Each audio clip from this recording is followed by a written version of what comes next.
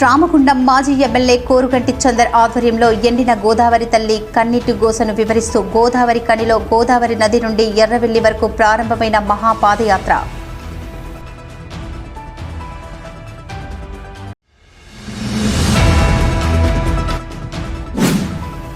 ఆర్జీల పరిష్కారం సత్వరమే పూర్తి చేయాలి. జిల్లా కలెక్టర్ కోయ శ్రీహర్ష ఆదేశాలు.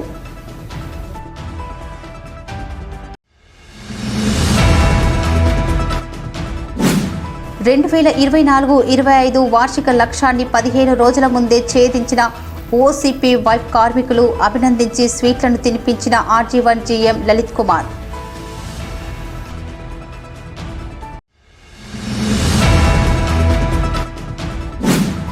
రామగుండం ముస్లిం ఎమ్మెల్యే రాజ్ ఠాకూర్ ఇచ్చిన మాటను నిలబెట్టుకుంటూ 2 కోట్ల రూపాయలను షాదీఖానా ఉర్దూగర్ కోసం కేటాయించి రంజాన్ కానుకగా ఇచ్చారు. ముస్లిం మైనార్టీ నాయకుల వెల్లడి.